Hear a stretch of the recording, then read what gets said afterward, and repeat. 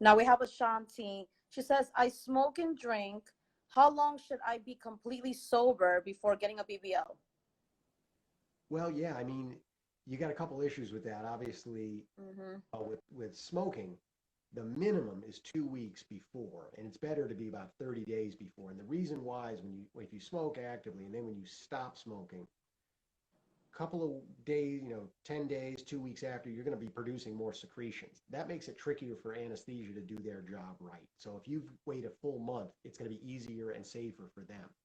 And then for the healing standpoint, we don't want smoking for about the full 6 weeks after. Even one cigarette can increase the risk because the nicotine constricts the blood vessels that are Oh, bringing yes.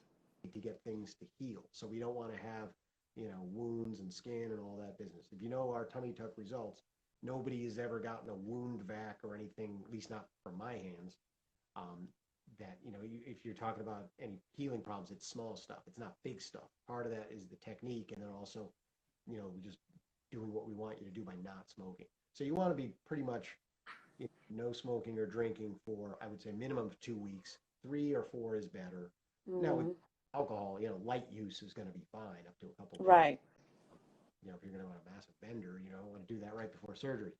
Um, and same thing with any recreational substances. As people probably know, the anesthesia has a protocol. It's the surgery center protocol. They test for different substances, and if they come up positive, depending on what it is and what the circumstances are, sometimes that can lead to a full cancellation. So you don't want to fly in from out of Yep. town. Oh, we've seen it a lot. Yeah. Yeah. There Seen are it a lot. cases regular prescribed medications or sometimes Yeah. supplement things can make one of those tests come up positive. So we Yeah. kind of figure it out on a case by case basis what happens. But they are not real flexible if something comes up positive because there's an anesthesia boss and the staff has to follow the protocol. And again, for them, just like for us, the safety is the number one thing. So Mm-hmm. we don't want to have to send anyone back or make them, extend their stay another week so that the test can come up negative. So if you do any of those things, and again, these tests are real sensitive, so it's not like you can sneak in one or two. If the Mm-hmm. coordinator tells you, 3 weeks, usually I think about 30 days, most of those tests will come up negative if you're not using any of those things. Um, but with supplements and some of the other medications, you have to watch for that.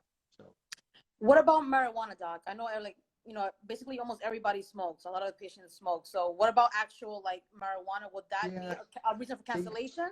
it depends on it kind of depends on the situation. I would say it's not as severe as some of the other things that can come up positive on the drug test, but for best chances, it's not a good idea to do that right before the surgery. And again, if you can wait 3 weeks, I think with that one, I'm trying to think how long that one typically takes to fade off. I want to say like 2 weeks, but it might be a little longer than that. Yeah.